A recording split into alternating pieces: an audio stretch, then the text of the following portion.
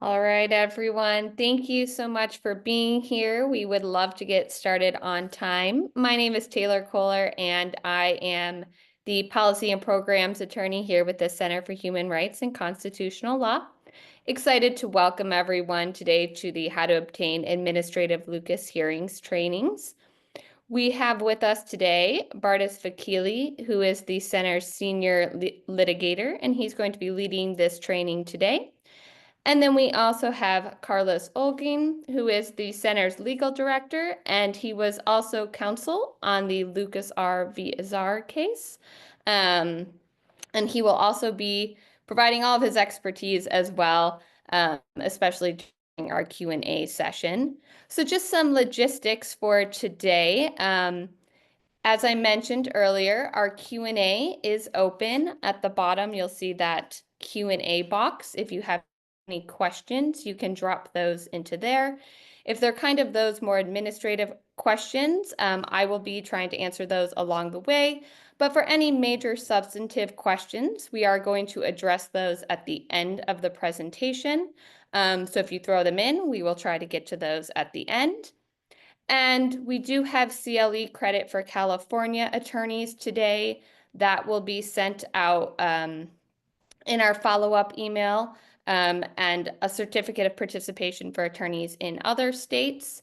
The slide deck will be sent out, as well as any other materials that get mentioned throughout this presentation and some other helpful things. So all of that will go out in an email to attendees after the presentation this week. And again, any questions into the Q&A. And with that, I will turn it over to Bartis. Thank you, Taylor, and welcome everybody. We will be walking you through how to obtain these hearings. Just a quick on your screen, you should see the agenda, and pretty much at the beginning, we'll walk you through how we got here through the Lucas case. Much of all of you're about to hear is the work of the center through Carlos and our co-counsel, Holly Cooper, and the wonderful people at UC Davis and Nickel, the National Center for Youth Law. So you see the agenda there, and then we'll walk you through how to obtain and how to advocate in these hearings.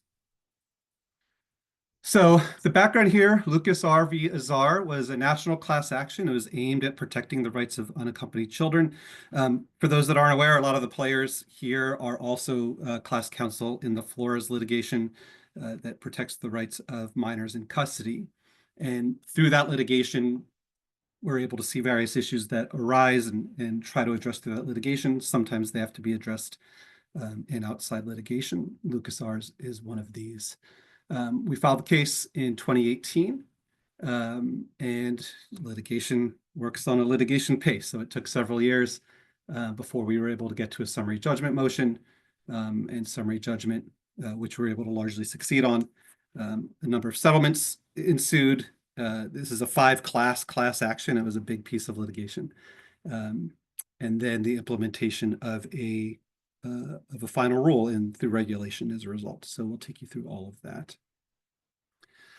So here you see who the 5 classes, the Lucas litigation represented, who the 5 classes were. 1 is the step-up class, and 2 is the unfit custodian class. These are going to be the classes we really talk about toward the end, where what we were able to achieve was the availability of hearings to challenge decisions in these arenas. So step-up class is people that have been, kids that have been stepped into a more restrictive housing situation, whether it's a secure facility or a medical placement or something like that. It's something other than shelter care.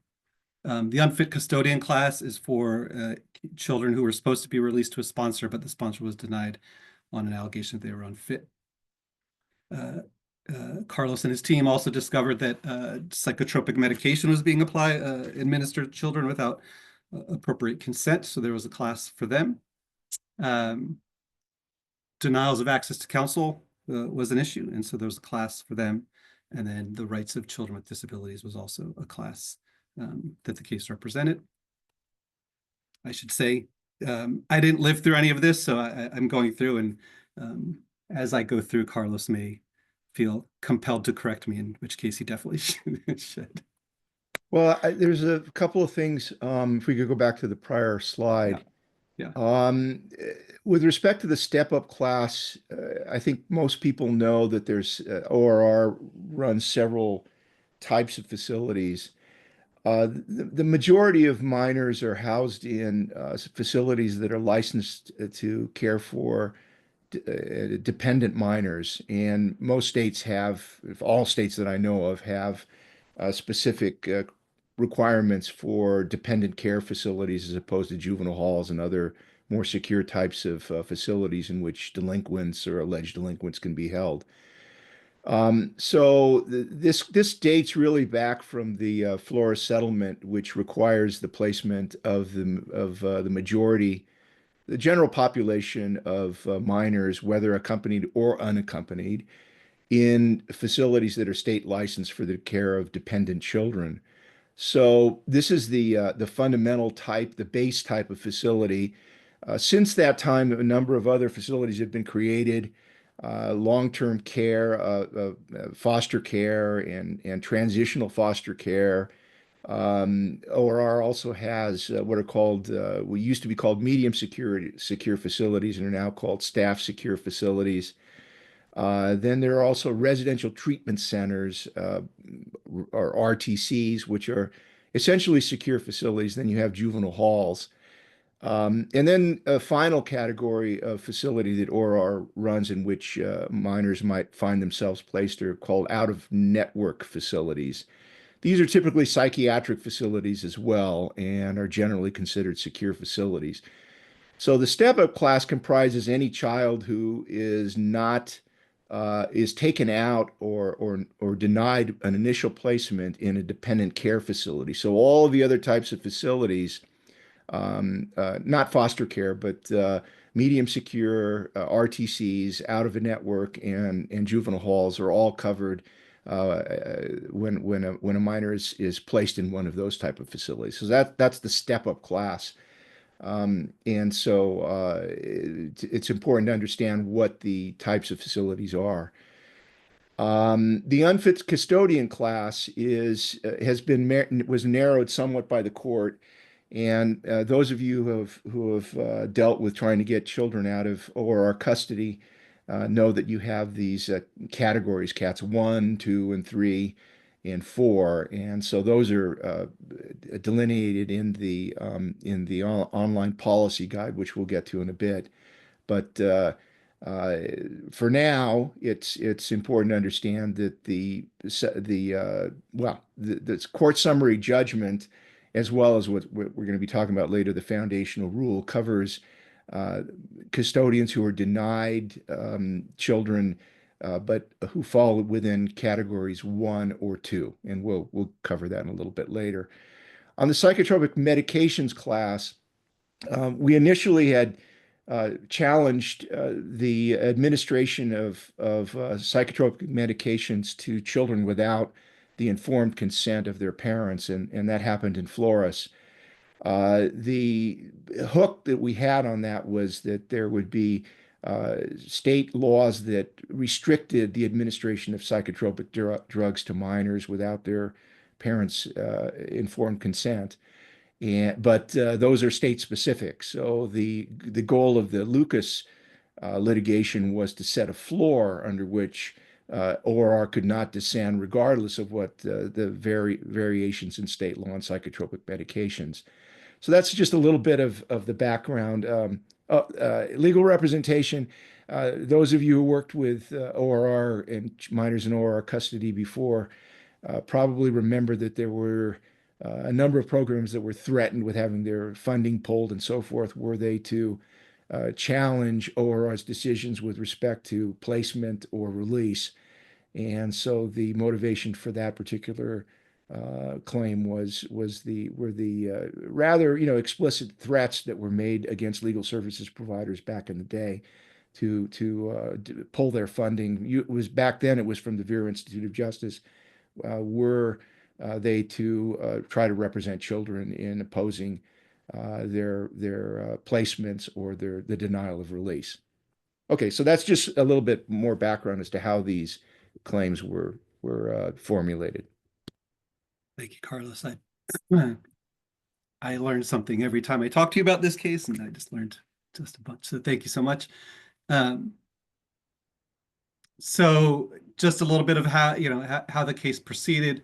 When we got to summary, when they say the royal we, I wasn't there at the time, but when we got to summary judgment, we were able to be successful, and the court issued a preliminary injunction shortly thereafter, which addressed the classes you see here: the step-up class, the unfit custodian class, and the legal representation class. And essentially, and we'll get into it because it then gets incorporated into the foundational rule, basically required hearings in those situations. You see the citations there. Everyone's welcome. You'll get this PowerPoint in the materials Taylor sends. And so we just want to make sure you have the citation. You can always access these documents when you need them. You might need them.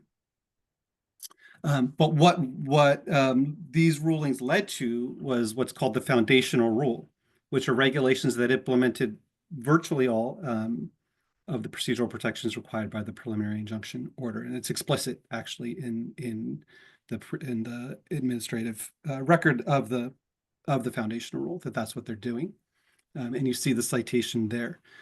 All the citations you'll see in this PowerPoint, or where they say they're to the foundational rule in a particular section, if you're trying to find them in the regs, they're going to be 45 CFR and then the particular reg on point.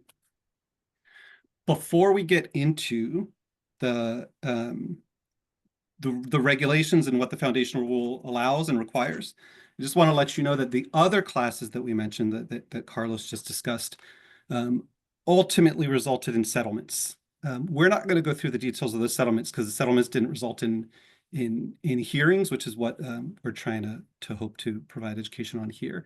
But again, when you receive the PowerPoint, you'll receive links to these settlements. If you have clients to whom psychotropic drugs are being administered, click this link. There's a link through right here. Check the settlement and make sure that the requirements are being met for how informed consent must be obtained. So these settlements provide the rules. I'm going to walk you through the three of them, and then if Carlos has something to add regarding any of the details of those, he's more than certainly welcome to. The second one is the legal representation settlement. Again, much of this was incorporated into the administrative rule requiring access to counsel and the rights of counsel. But the settlement is the settlement. And so if you're discovering you're having access problems or someone's standing in your way of your representation, this is a document. Pull up this PowerPoint, click through the link, and you'll be able to access the settlement readily. And the last one is the disability rights settlement. So again, if you have a client, a minor with disabilities, and you're concerned about the treatment, these settlements do provide, a baseline of what appropriate treatment must be. So go ahead. Yeah, we've mentioned the what's called the foundational rule several times, and I think people should understand it, both its origin and its prospects for survival.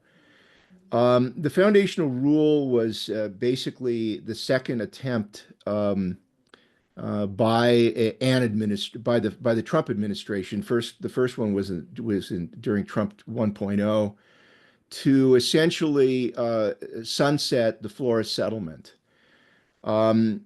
The initial attempt to sunset the Flores settlement was by both HHS and DHS. And the DHS in particular was particularly reluctant to actually incorporate the Flores settlement requirements into a federal regulation. And so the Ninth Circuit said that it wasn't enough to sunset the Flores settlement agreement with respect to DHS. With respect to HHS, they came closer the first time around, but still no cigar. And so this was the second attempt during the Biden administration to promulgate regulations that would get rid of Flores. And this time it was only HHS that went after trying to promulgate sunset regulations.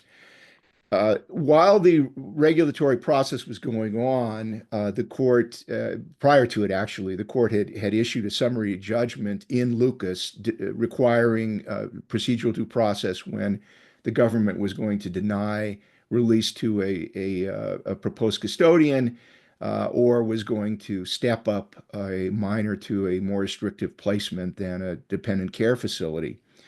And so the aim of the government of HHS was to moot the Lucas injunction and summary judgment by way of saying, well, we've already incorporated all this into the foundational rule, as well as sunsetting the Flores settlement with respect to HHS.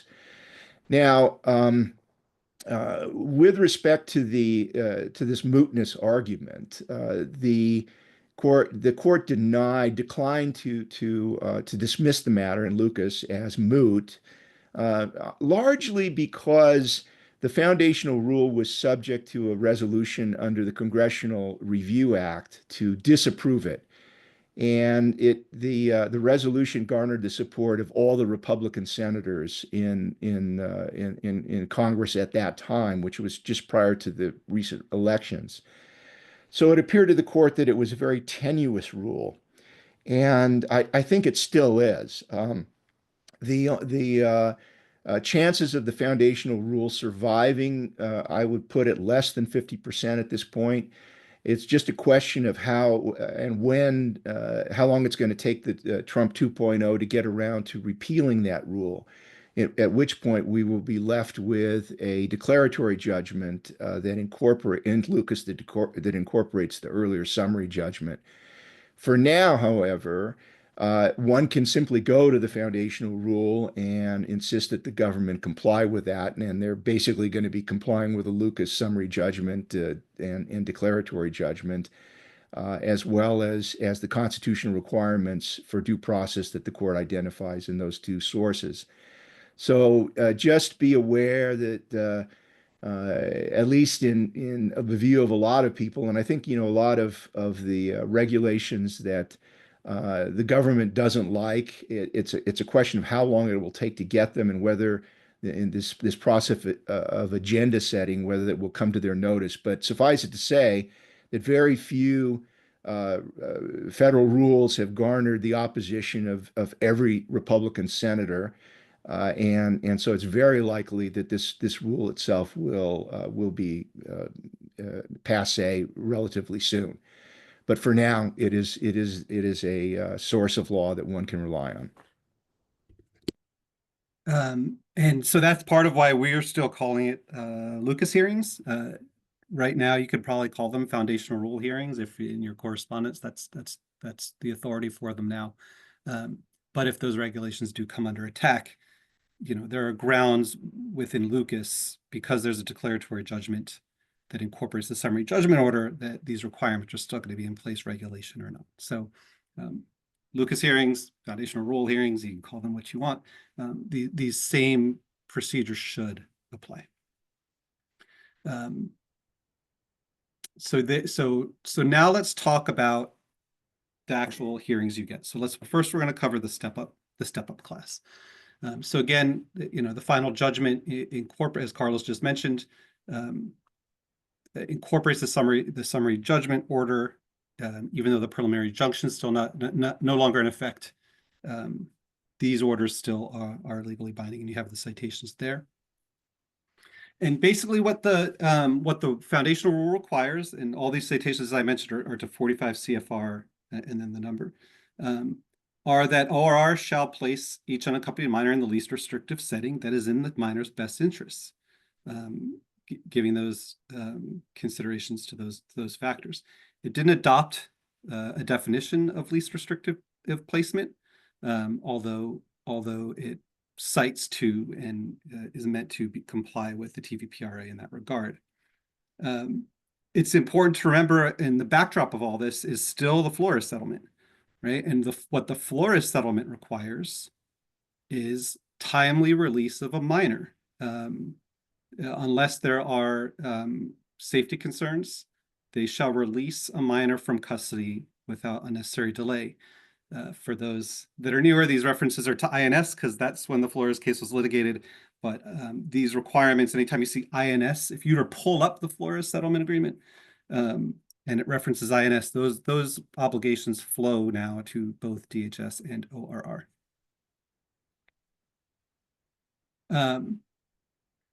If release is not granted, or until release is granted, because the release at the soonest possible time is really an obligation under Flores. The foundational rule identifies the considerations if a restrictive placement is to be considered. And you can see the citations there for what they're supposed to consider. And how those apply to unaccompanied minors in particular, if they're going to allege someone, there's a risk of a child being a runaway, there's regulations on that. Considerations for what's in the best interests of the children are there. We're not going into a ton of detail into what those are because these, as you're aware, your clients are you have such individualized circumstances. We're not going to say that any consideration or another is the thing you should be looking at. Just these are the sources, and when you're faced with these determinations, looking at the best interest of your client really is a fact-based determination that you want to consult these factors and make sure ORR is complying. It's ORR's burden, not yours, not the minors, to justify a step up. It's a really big deal. So if they're going to step a minor up, they need to justify it, and as we'll cover this, they have to do it by clear and convincing evidence. There's a lot important in that term, evidence being one of them, right? They just can't say we're stepping this child up because we're stepping this child up. They have to provide evidence. The foundational rule identifies the procedural protections that are in place. Carlos actually already went through some of these definitions you see here about what a secure facility is, heightened supervision, residential treatment centers. I suspect most of you all are familiar with these terms, but they're here for you in the PowerPoint should you need them. Okay, so then what? So the ORR has determined to step a child up into a restrictive placement. What's required then? Well, one, they need to give an NOP, a notice of placement, within 48 hours. So it has to be very, very prompt. And it's got to contain the reasons for the placement and a summary of the actual evidence they're relying on for that placement. It's got to include the right to contest the placement, to get one of these hearings we're about to talk about, and the right to be represented by counsel. That notice has to be given to the child's attorney, legal service provider, child advocate, parent, guardian. All those are required. So everyone making decisions on behalf of the child who are looking out for the minor's best interests should receive this notice. If the child is to stay in a restricted placement longer than 30 days, this needs to be repeated every 30 days. So these are some of the protections. Due process, for those, it's at its core is notice and an opportunity to be heard. Notice of your rights and an opportunity to be heard. So this is the notice requirement. And so what's your opportunity to be heard? Well, what you can ask for is a review, a hearing, basically, before a PRP, a placement review panel. A placement review panel is going to be 3 individuals who worked for ORR who were not involved in the decision-making of the step-up placement. So these are trying to meet the definition of a neutral adjudicator, right? So you don't want the people that are invested in the decision-making to be involved. And so that's what the placement review panel is, and they're required to hold a hearing if you want to challenge the step up. It's not automatically provided. This is important. So you don't automatically get a review hearing. It's something that has to be affirmatively asked for. That's important. Some of that, in preparing for this, some of the advocates, particularly at Nickel, reminded me that some step-ups are step-ups on paper, but might actually be better in terms of day-to-day treatment. And so especially in the out-of-network setting. And so it's really important to talk to your clients, talk to the advocates, understand the conditions, understand the step up. And then if you think a challenge is appropriate, then you need to ask for one. So once you receive the NOP, if that's something you want to do, consult with your client and do it. If you request a hearing, they need to hold that hearing within 7 days. Again, ORR at that hearing bears the burden of proof. Theoretically, when someone else bears the burden of proof, you could walk in there and just demand that they justify it to the panel. Obviously, you want to put on a better, as strong case as you can, but that's what burden of proof means. It means they need to come in there and prove to the panel that the step up was justified. Again, counsel assistance is available, and if there's no attorney, then child advocates, can be there to assist the child as well. Interpretation services have to be provided. But wait, there's more. So you must be given an opportunity, you and the child and their attorney must be given the opportunity to review the actual evidence within a reasonable time before the hearing. So you get that notice, it's got a summary of the evidence.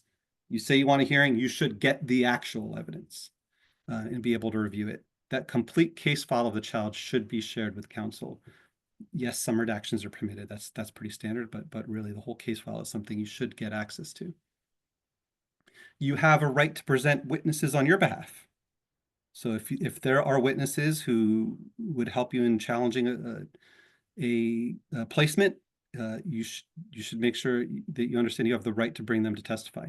You also have the right to cross-examine ORR's witnesses. Now, you don't have the right to subpoena them and haul them in, but we'll get to what happens if they don't show up in a minute in arguments you can make. They have to be willing to voluntarily testify, but you have that right if they're there. If, for whatever reason, you decide an in-person or a actual live hearing isn't in your interest or the child, really what's important, the child's best interest, a written request for consideration can also be made. So you can submit all your challenges in writing and have the PRP review it that way. Again, the PRP is supposed to be neutral. It's got to be an OR staff member not involved in the decision-making process. And then once you have your hearing, then a decision has to be made within 7 days. So this whole thing is meant to be a very prompt process, right? Certainly, you have the right to ask for extensions if it's in your the minor's interests, if a witness needs time, but these are important things to resolve quickly. And so and the rule sets up a process for it to happen quickly. Just final little bits on the requirements. As we mentioned before, every restrictive placement requires administrative review every 30 days. So those NOPs have to be issued again. If someone stays in a restrictive placement more than 90 days, then there has to be an escalated review. It has to go up the chain. And then for those in residential treatment centers, a psychiatrist or psychologist has to be involved in the review process. So that's what we have for the step-up class. We'll go in a minute through the unfit custodian class and then to sort of strategic things in both of these kinds of hearings.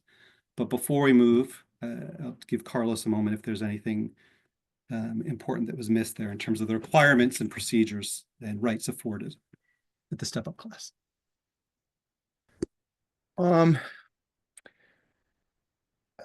I think it's maybe this goes beyond just what the technical procedures are at this point, but I think it's important to understand the linkage between custody and the length of custody and step up.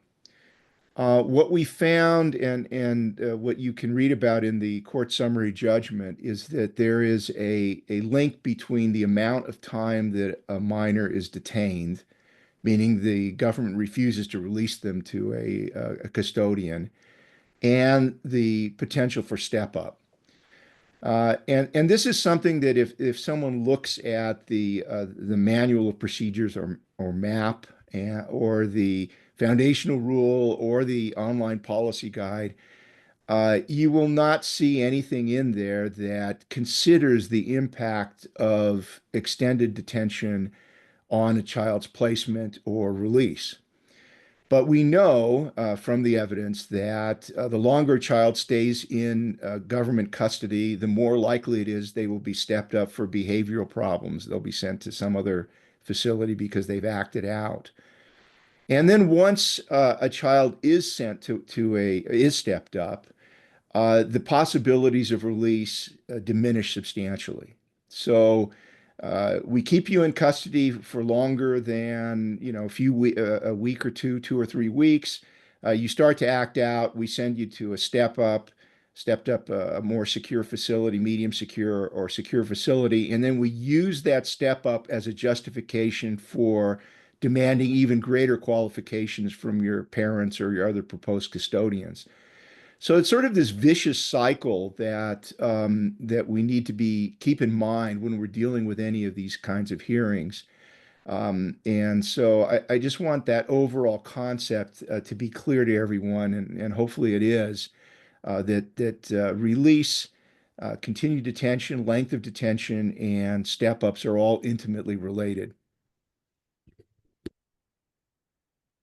Yeah, thank you, Carlos. And as we go, you'll see later on in the presentation, you'll see that one thing we definitely don't want anyone to lose track of is the right to release. That is, whether you see it in the rule or not, that is a bedrock principle within Flores in the Flores Settlement Agreement. And so it's something that is, you don't always have to operate within the framework. You can argue that release is what is in the best interest of the minor.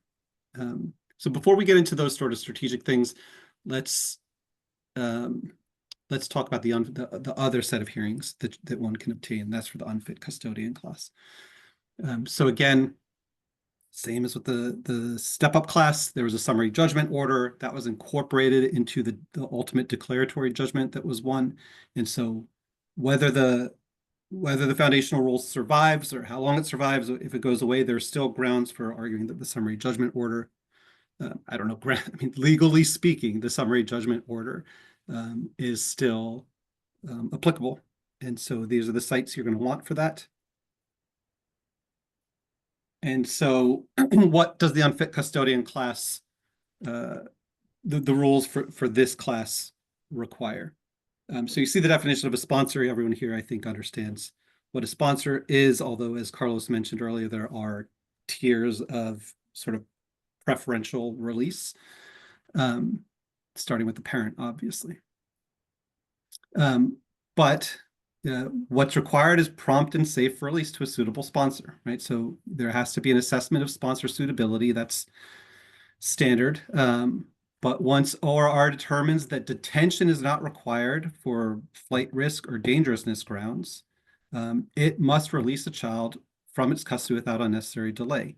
And so that's usually to a sponsor. So there's really, to affect the responsibility and the mandate that a child be released, they need to go to the effort to find an approvable sponsor for the child to be released to. So there need to be, here you see it in bold, prompt and continuous efforts toward family reunification and the release of the unaccompanied minor. So it's not like one sponsor steps up and is denied and that's the end of the story, right? So we'll talk about challenges to denials of release to a sponsor, but there's an ongoing duty to try to find a safe and suitable way to release the child. So here you see the categories of individuals who must be considered for release in terms of sponsorship. Obviously, it starts with a parent and a guardian, then there's adult relatives, and down the list. Even if there's no one related, there are requirements to try to find an appropriate placement that's in the best interest of the minor.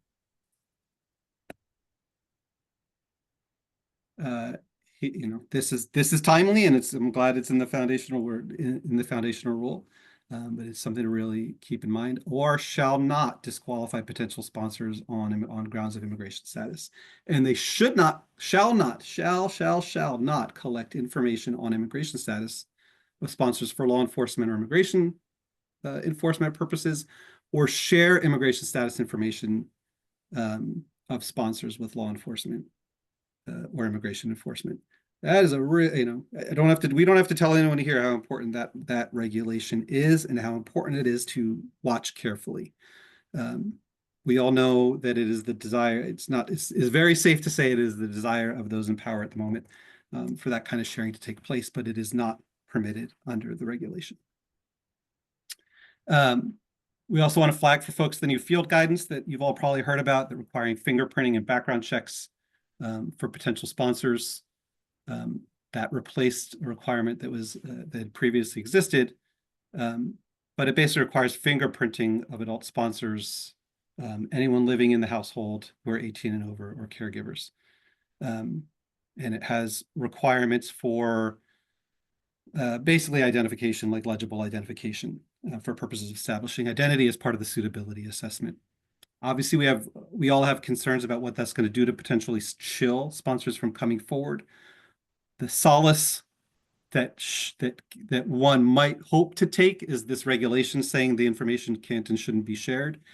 Obviously, that's shallow solace in the moment. It's hard, if folks are feeling chilled, like that regulation is not going to be complied with. That's certainly a not unjustified feeling. And so it's just something to monitor. It's something you might have to work with in terms of your sponsors, trying to help them come forward and feel courageous enough to do so.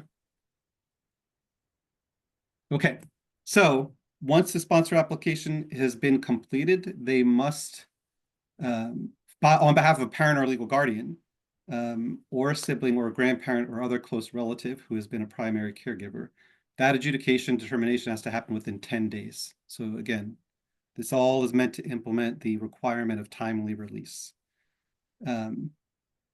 If the applicant, if the sponsor has not been a primary caregiver, then there's an additional 4 days given, so 14 days total.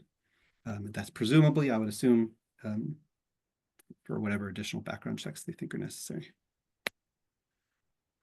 If a sponsor is denied, if a release to a sponsor is denied, then the sponsor must be given written notice of denial. The potential sponsor must include the reason for the denial and the evidence supporting the denial, and must include a notice of this right we're about to talk about to appeal, to do this administrative appeal, and the instructions for doing so. So in terms of the logistics of how to get one of these hearings, your notice should give you those instructions. You have the right, and the notice must provide you with notice of this right, to submit evidence, additional evidence in support of the sponsor. And again, just like the other types of hearings, to present witnesses, to cross-examine witnesses who are willing to testify, and the right to counsel. Again, the appeal hearing is not automatic. It must be requested by the denied sponsor. There are rules for the child to request it as well, if the sole reason for the denial is a concern for the child, that the child is a danger to self or others. So a child may request it under certain circumstances, but this is a right of the sponsor also to make a challenge. Again, you can do an appeal with or without a hearing, if that, depending on the choice and the logistics. Interpretation services must be provided if requested. And if a challenge is made, then the complete evidentiary record must be shared with the denied sponsor. Again, with redactions. The whole case file must be requested. So you get the evidentiary record supporting the denial. That must be provided. If you want more, it can be requested. And if you request it, you have to get it. The sponsor must get it. The denied sponsor also has a right to be represented by counsel at the hearing. So that's, potentially different than the minors counsel, potentially not. It's just, you have to make your own assessment about what's appropriate there as the representative of the minor. In that hearing, the child has the right to consult with counsel during the appeal process and leading up to it. The child does. The denied sponsor has the right to submit additional evidence. So you get those reasons for denial, you accumulate evidence to make your best case and submit it. Like we said, present and cross-examine witnesses. And there's a timeliness requirement. This whole process must be completed within 30 days of your appeal request. It's got to be done in writing. That's important to establish a record. As we'll talk about, there's further review available. So it must give detailed, specific reasons for the denial, notice to the child and the child's attorney, not just to the sponsor. And there's a right to seek review of these determinations in district court.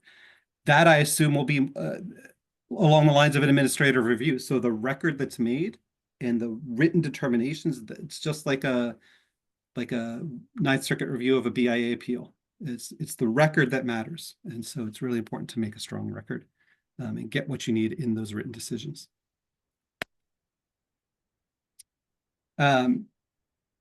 So I'll pause there. And Carlos, if there's anything you want to add about the unfit custodian denials in that process. Yeah, I think uh, well, we have this new it's an amendment actually to the manual of procedures or MAP that requires all adults in the proposed custodian's household to be fingerprinted as kind of a hard and fast requirement.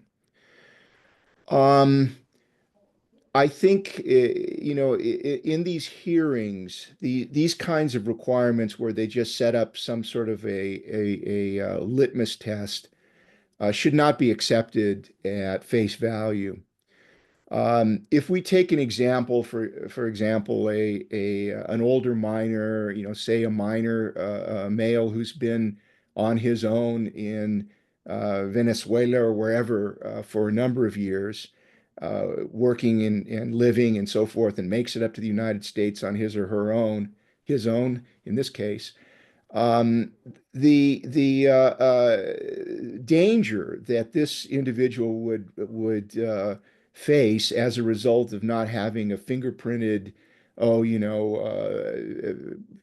some female roommate of a proposed custodian is negligible. So it's this overall idea of what is reasonable to reasonable requirements and so forth to protect the minor from a substantial risk of being harmed or neglected following release. If it doesn't make sense to you, then I think the fundamental requirement of what's in the child's best interest, if that's the standard that is going to be argued, whether custodian fitness is going to be the standard upon which your hearing is going to proceed, or least restrictive setting, least restrictive placement consistent with the best interests of the minor. These are often used interchangeably, but I think there are significant differences between those different standards. And so, what the foundational rule requires and what the Lucas summary judgment requires is unclear insofar as what is the actual standard that's substantive standard that's to be applied here. So you have your choice. You have the Flores standard, you have the TVPRA standard, you have the standard that the court indicates in Lucas in its summary judgment, safety of the minor. And so just consider which one of those standards you're going to be advocating should regulate or control the outcome of one of these due process hearings with respect to release. Um, and I think we're going to be working through these things because we're in a new kind of a new situation here. During the Biden administration, there really wasn't a lot of pretextual detentions, right? Saying ORRs telling kids that they had to stay in custody because their parents or their grandparents were unfit or whatever. But we know from Trump 1.0 that a lot of times under a more xenophobic administration, the government likes to use custodian unfitness as a pretext for keeping minors in detention longer than they normally would under a more neutral and detached adjudicator. And so right now we're looking at a situation where there's not a lot of minors who are coming into the United States, but who knows how long that's going to prevail or when we'll see substantial numbers ticking up again. At which point, this administration, I think, is not beyond using pretextual detention of minors as a means of dissuading other people, deterring other people from coming into the United States without authorization. We saw this very clearly during Trump 1.0. So all this to be said is that one needs to be focused on the overall situation of the particular minor that you're representing. Things like independence, maturity, age, ability to defend oneself, and arguing all of these kinds of factors as against blanket rules like the fingerprinting policy that would the government will likely use to simply keep minors in detention, regardless of the actual danger that they might run from release. The same thing I think happens with is important to remember is that a lot of times what will happen when ORR insists on fingerprinting unrelated or even related individuals within a proposed custodian's household is that they'll refuse to do it. They'll say, you know, I'm sorry, but especially now with all of the mass deportations that are being threatened, I'm simply not going to agree to be fingerprinted in order to get your, you know, nephew out or something of ORR custody. And sometimes what the response of the proposed sponsor of the proposed custodian is to say, okay, well then, you know, you need to move out, and they'll move out. At which point we don't really know what position ORR will take. Oh, you know, the proposed custodian's roommates have moved out, but we still want to have them demand that they be fingerprinted because we don't believe they're going to stay out long enough, or something of that nature. But all of these things are going to be worked out as time goes on, and more people, we get a greater body of experience in how these hearings are going to be run. Yeah. But my point is that we should not accept at face value any of these black and white litmus tests for fitness that we can expect the government to come up with. We should question them, question whether they make sense given the individual characteristics of the client we're representing, as well as the proposed custodian. Thanks, Carlos. And that's really the meat of what we're about to get to, is just these regulations have created I think a blank slate for us to work with. And we're not constrained, I don't think, in the ways things we can argue and advocate for here. And we'll get to some of that in a minute. The slide you see, just for time, the slide you see here, I'm not going to go into a ton of detail. It is sort of the logistical stuff. So how do you get a hearing? Where do you look for things? You see the citation of the regs when you get this PowerPoint, when Taylor sends it after this. That unaccompanied child manual of proceedings, the map, that's a link. That's a live link. So that'll link you to it. It used to be up on we think it used to be up on OR's website. We're not sure if it was taken down recently, but ALA has it up. And so that's what the link is to. You certainly want to be familiar with those manual procedures. But as Carlos said, not beholden to them like they are stricture. Like they're not the legal grounds that really we should be considering, but you should be aware of them. Okay, so now to it. What do you argue in these things? And again, as Carlos said, there's probably no shortage of what we can imagine and dream up in terms of the denials and reasons for denials. But it's important to remember these standards on which these rules, regulations, and rulings are based, as Carlos mentioned, right? Flores settlement requires release without unnecessary delay, right? There is a right to family unity. It's recognized in the summary judgment order. The right to familial association. These are things you should rely on, right? That the right to be with family may trump, sorry for using that word, the need to fingerprint some roommate that's living there, for a particular period. So like their desire to like tick bureaucratic boxes shouldn't subvert the real principles at play here, which are these very considerable due process rights. The right to prompt placement is another one, right? And so here's some citations just to help get you going, that you can rely on, showing that an extensive evidentiary hearing may be required when you have these really important rights, and that maybe more is justified and required to justify a denial of those rights.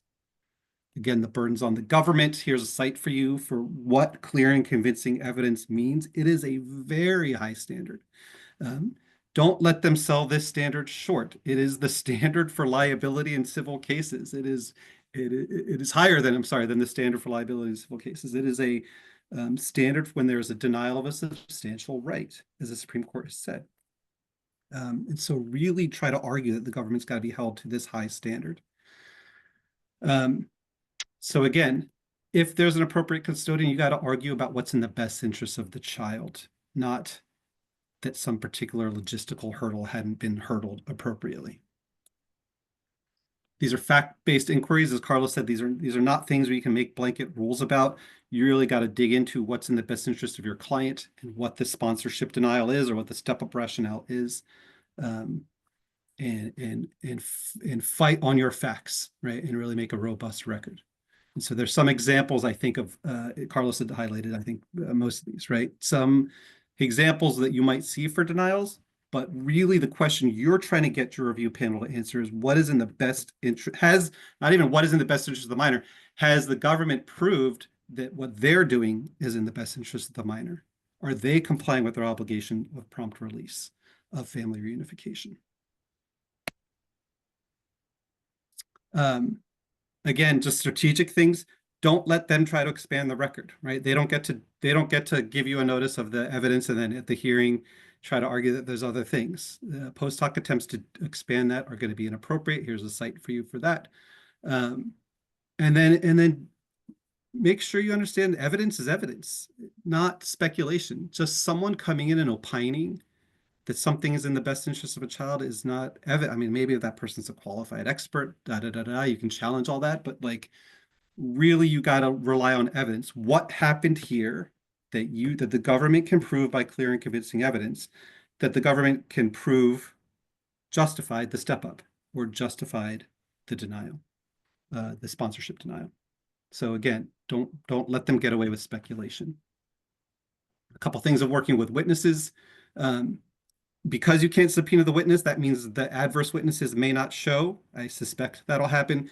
You can argue, I think there's law to support that you could argue that that either violates the due process rights of your minor or that the weight should be minimal to the testimony that's given. For those of you that do immigration court, you're going to be familiar with this. ICE never shows up when you want to cross-examine them, and you just argue for minimal weight to be given. For your witnesses, you got to be proactive. Okay, these are really let them know when the hearings are and make sure the hearing or scheduling works for their schedules. They know where and when to show those kinds of things. And again, don't take no for an answer is sort of my this change circumstances thing. If circumstances change, and as Carlos said, extended detention is a changed circumstance. The longer detention goes, the more harmful it is. And so if you've lost and haven't sought review in some other way, I think you can say the prolonged period of detention justifies taking another look at this and asking for another hearing.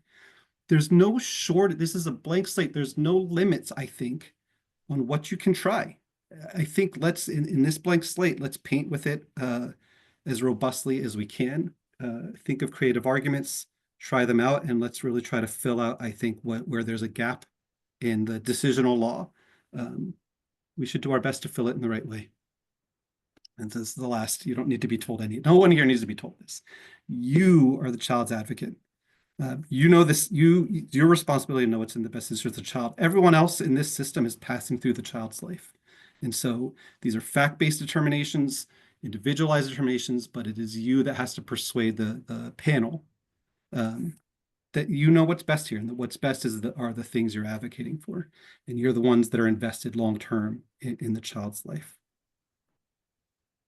So this is the moment for questions. I'll let Carlos give a brief coda, although we have 5 minutes left and we do want to be able to get to questions as well. Yeah, the only thing that I would add, and this may be difficult, but depending on, well, the circumstances in the case, but I would definitely consider presenting my own expert. There are in the child welfare realm, there are lots of people who have worked with Child Protective Services, Department of Children and Family Services, and so forth. And oftentimes, that is a much more developed system than ORR system, even though ORR has been in this business for a number of years now. And so consider should there be uh, disagreements or a close case in which what's in the child's best interest or child safety is a close question, where you have a social worker that you could qualify as an expert, go out, look at the home where the minor would like to be, the proposed custodian's home and the setting and so forth, and render an opinion as to whether that is preferable to continuing the minor in the particular ORR facility in which the government has placed the child. Again, the government's view of ORR placement, ORR custody, is that it's some sort of a Shangri-La that in which a minor is sort of in suspended animation or something, and no harm can come to him or her. But the reality is much different. We've just heard this week that minors who were sexually abused at the Southwest Key, a couple of Southwest Key facilities, and the government was going, the Civil Rights Division of the Department of Justice was going after Southwest Key for permitting this to happen. That that litigation, the under the new Trump administration's Department of Justice is being dismissed. So this idea of ORR custody as a Shangri-La, a perfect setting for minors, is really something that cannot be accepted. And in a close case, I would encourage people to consider trying to recruit an expert, whether as a volunteer or perhaps for some nominal fee, to come in and assist in providing an opinion as to what is in the best interest of the child, what is the least restrictive setting, depending on whichever standard you're advocating in the hearing. Thanks, Carlos. So we have a few minutes for questions. Our usual practice for Taylor to have reviewed them and grouped them. So I'll leave it to you, Taylor. All right. Well, as many of you, if you check the Q&A, saw, Carlos was nice enough to answer a lot of those along the way. But I do want to ask some of them out to you guys so that everyone can hear those answers. One of the good questions was someone mentioned that they had been denied Lucas review on several sponsor denials because ORR compels those sponsors to withdraw their application after ORR determines that the sponsor isn't viable. And then ORR's position is essentially there was no denial because they withdrew it, and thus no Lucas review. So Carlos responded to that, in the Q&A, but Carlos, do you want to share that answer kind of more broadly? Um, there is sometimes an advantage to having ORR switch to another proposed custodian. And so the idea being that if it's clear that a proposed custodian is non-viable, as they call it, uh, why waste time, right? Move on to a different custodian should another one become available or be available. That is something that we agreed to allow ORR to do during some small modifications of the preliminary injunction. But it was only because ORR had proceeded to release the child to an alternative custodian. If the agency is not going to do that, and really what it's doing is kind of teaming one proposed custodian to another and simply prolonging a minor's detention, and you as the minor's counsel say, no, this is my best custodian, and I'm not going to run another one by who's going to be even less likely to succeed in winning my client's custody, then you simply must insist on ORR's continuing to issuing a final decision on that proposed custodian's fitness. And to the extent that the custodian has, before talking with you, has withdrawn his or her application for the minor's custody, then you need to, I think, rescind the withdrawal and insist on a prompt decision, declaring the custodian unfit, and then requesting a, Lucas type hearing. Thanks, Taylor. Any other questions? Or should we move on to the next? All right. Well, as many of you, if you check the Q&A, saw, Carlos was nice enough to answer a lot of those along the way. But I do want to ask some of them out to you guys so that everyone can hear those answers. One of the good questions was someone mentioned that they had been denied Lucas review on several sponsor denials because ORR compels those sponsors to withdraw their application after ORR determines that the sponsor isn't viable. And then ORR's position is essentially there was no denial because they withdrew it, and thus no Lucas review. So Carlos responded to that, in the Q&A, but Carlos, Thank you. I don't know, Bartis, do you have anything to add to that? No, Carlos, you got it all. I do not Okay. follow Carlos. That's another foundational rule. We also had a question on how do you foresee the regulation preventing sharing of sponsors' immigration status coinciding with the new registration requirements or the potential for those? Well, I think we're gonna have to wait to see how this registration thing pans out. The Center for Human Rights is we're working on now on a practice advisory around this registration requirement and looking at the registration statute itself as well as the potential criminal penalties that could be applied for failing to register. So maybe we'll have another training webinar on that particular issue once we can do the research that's necessary in order to be able to answer those questions and clear up those doubts with precision.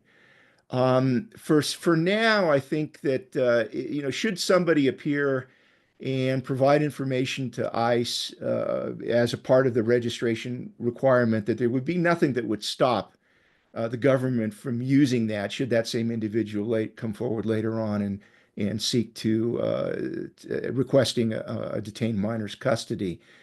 That's just my sense is that there's nothing that would stop that, at least as we speak today. So anyway, I think these two things, they're somewhat separate. I understand the person who answered the question, they're concerned about how this information sharing thing is going to pan out. For right now, we have the foundational rule which prevents the government from using information that is gleaned from sponsors as part of the sponsor application or custodian application process. But we're in a very transitional period right now, and it's hard to say that any advice that one could give today is going to be valid, a week or 2 weeks from now. So stay tuned, and we will attempt to put on a training on this registration program as soon as we're able to do it competently. All right, one final question, and then we will wrap up as we're a little over. But there was a question about who are the legal organizations or who are the attorneys typically representing the denied sponsors? Um, well, as most people know, the government has a master contract with, it used to be Vera Institute of Justice, now it's Acacia. And that organization subcontracts with local legal aid programs around the country that are proximate in geography to most of the places, the large facilities where OR detains children. But that contract, the master contract, is up in March, at the end of this month, actually. And so it's unclear whether the government is going to renew that contract. If it does not, then I would assume that there's going to be litigation very similar to what has been brought against the Trump administration for failing to disperse funds that Congress has appropriated for different types of programs. But how that litigation would come out, we don't know right now.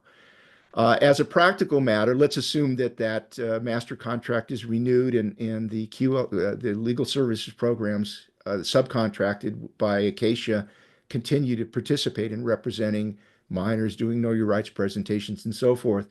Then I think, as a practical matter, even though it's the denied custodian that has the right to seek one of these hearings, as a practical matter, the minor's lawyer would be the one to come forward and say, I'm requesting a hearing on behalf of this denied custodian, because that's the only way that the lawyer can effectively represent the detained minor.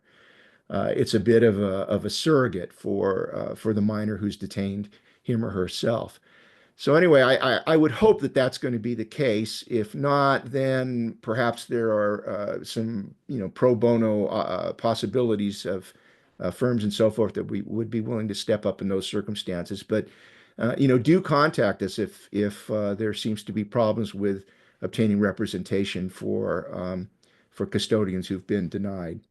Yeah, I don't think there's any reason to think that the default should be that there's a conflict of interest in representing both. I think in virtually all circumstances that there isn't. And really, when you truly foresee a conflict, I can't even imagine the circumstances where there would be one, is when you'd have to really look outside. All right. Well, in that case, I think we will wrap up. Thank you so much, Carlos and Bartis. As the slide says, and as I mentioned at the beginning, I will be sending out a follow-up email that will have these presentation materials as well as additional links and resources to help you. If you have any questions, please feel free to reach out to me. And thank you so much for joining us today. Thank you, everyone.